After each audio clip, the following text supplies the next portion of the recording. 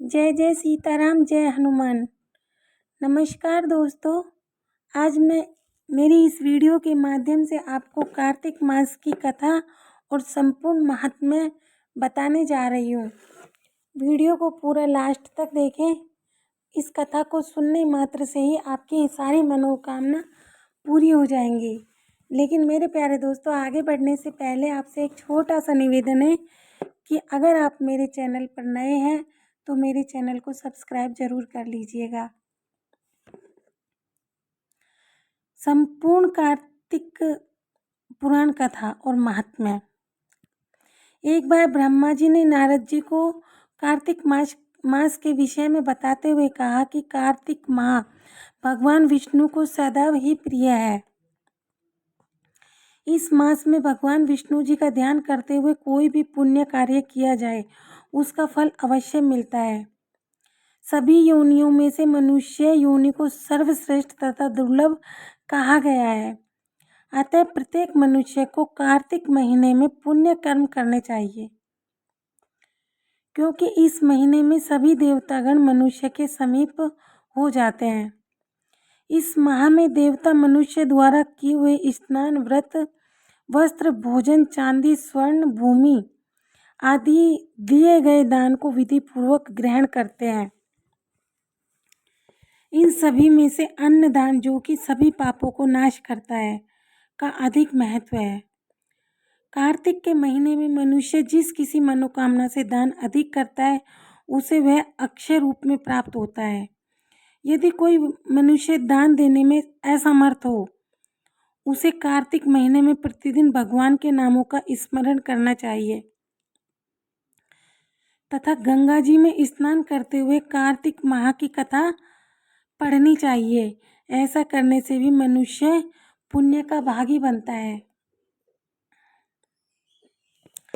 इस महीने में भगवान को प्रसन्न करने के लिए किसी भी मंदिर में भजन कीर्तन करना चाहिए, स्वयं दीपदान करना चाहिए अथवा दूसरे के दीपक की रक्षा करनी चाहिए। भगवान का सारूप्य तथा मोक्ष पद प्राप्त करने के लिए तुलसी तथा आंवले के वृक्ष को भगवान स्वरूप मानकर उसका पूजन करना चाहिए। जो मनुष्य कार्तिक महीने में जमीन पर सोता है उसके सभी पाप युगों युगों के लिए नष्ट हो जाते हैं। मनुष्य अरुणोदय काल में जागरण कर गंगा में स्नान करके करोड़ों जन्मों के कर्मों के बुरे कर्मों को धो डालता है। कार्तिक महीने में प्रतिदिन इस प्रकार भगवान का कीर्तन करें। कार्तिक महीने में गीता जी का पाठ करने से बड़ा कोई पुण्य नहीं है। 7 समुद्रों तक की पृथ्वी को दान करके जो फल प्राप्त होता है वही फल कार्तिक माह में स्नान व दान का है। कार्तिक माह में अन्नदान को सर्वश्रेष्ठ कहा गया है, क्योंकि यह संसार अन्न के आधार पर ही जीवित रहता है। दोस्तों, हमें अपनी श्रद्धा अनुसार कार्तिक के महीने में दान करना चाहिए और इस महीने में हमें किसी का दिल भी नहीं दुखाना चाहिए, क्योंकि कार्तिक के महीने में देवगण धरती पे आकर अपने भक्तों की रक्षा करते हैं। हिंदू धर्म में कार्तिक महीने का विशेष महत्व होता है। आश्विनी माह के बाद कार्तिक की शुरुआत होती है। ये महीना भगवान विष्णु को समर्पित है। इस महीने में विष्णु पूजन के साथ साथ धन की देवी माँ लक्ष्मी और तुलसी की पूजा की जाती है। कार्तिक के महीने में स्नान, दान और उपवास करने का भी खास महत्व होता है। माना जाता है कि कार्तिक महीने में स्नान, दान और पूजा पाठ करने से जीवन के सभी कष्टों से मुक्ति, धन संपत्ति में वृद्धि और घर परिवार में सुख शांति आती है। वहीं कुछ लोग कार्तिक महीने में शुरू होने की तारीख को लेकर काफ़ी कंफ्यूज हैं। चलिए मैं बताती हूँ आपको इस साल कार्तिक महीने की शुरुआत किस तिथि से हो रही है।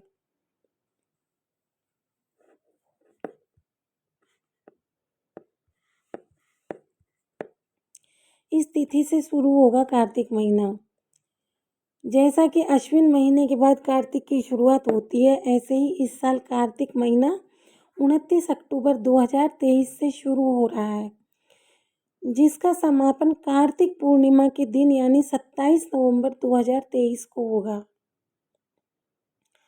कार्तिक के महीने में स्नान का महत्व। कार्तिक माह को तप, आस्था और व्रत का माह माना जाता है। इस महीने में पूरे श्रद्धा भाव के साथ देवी देवताओं की उपासना की जाती है। वहीं इस दौरान स्नान करने का विशेष महत्व है।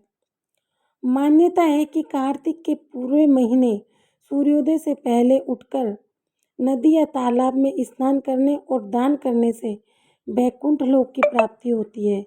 जो व्यक्ति ऐसा करता है वह पाप मुक्त हो जाता है। कहते हैं स्वयं देवतागण भी कार्तिक महीने में गंगा में स्नान करने पर धरती पर आते हैं।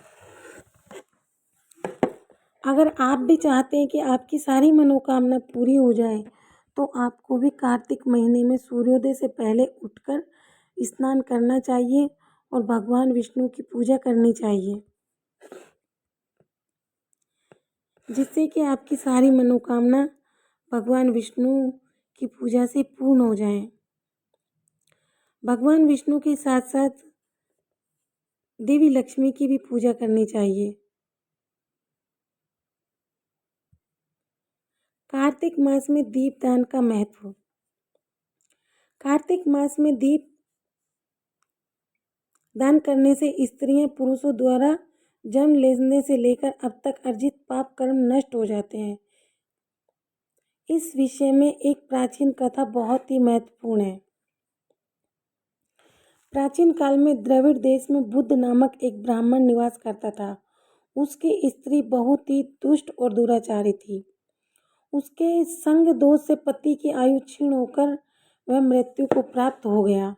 पति की मृत्यु के पश्चात भी वह स्त्री उसी घृणित कार्य में लगी रही। लोक निंदा से उसे तनिक भी लज्जा नहीं आती थी। उसका न तो कोई पुत्र था और न ही भाई। वह सदैव भिक्षा से प्राप्त अन्न को ही ग्रहण करती थी।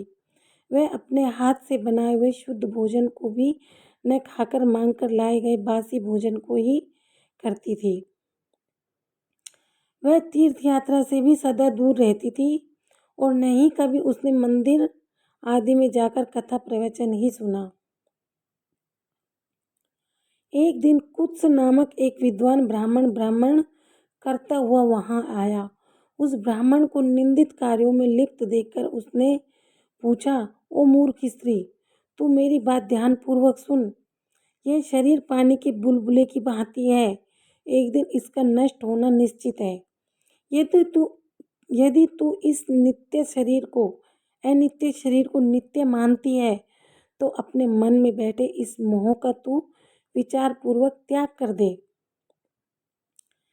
सबसे श्रेष्ठ देवता भगवान विष्णु का चिंतन कर और उन्हीं की लीला कथा को आदर पूर्वक सुन। कार्तिक महीना आने पर भगवान दामोदर को प्रसन्न करने के लिए स्नान दान आदि करके दीपदान दे और भगवान विष्णु की परिक्रमा करके उन्हें प्रणाम कर। यह व्रत विद्वता और सौभाग्यवती सभी स्त्रियों के करने योग्य है। इससे समस्त पापों एवं उपद्रवों का नाश हो जाता है। तू मेरी बात मानकर निश्चय ही कार्तिक में दीपदान कर। इससे तू निश्चित रूप से भगवान विष्णु की कृपा प्राप्त कर लेगी। इस प्रकार कहकर वह कुत्स ब्राह्मण चला गया। अब उस दुराचारी ब्राह्मणी ने भी पश्चाताप करते हुए यह निर्णय लिया कि वह कार्तिक महीने में व्रत अवश्य करेगी। कार्तिक महीना आने पर उसने पूरे महीने प्रातःकाल सूर्योदय काल में स्नान और दीपदान किया। कुछ समय पश्चात आयु समाप्त होने पर वह मृत्यु को प्राप्त हुई और वह स्वर्गलोक में गई। समय अनुसार वह मुक्ति को भी प्राप्त हुई। जो व्यक्ति कार्तिक व्रत में तत्पर होकर दीपदान के इस इतिहास का श्रवण करता है और स्वयं भी दीपदान करता है, उसे अवश्य ही मोक्ष की प्राप्ति होती है।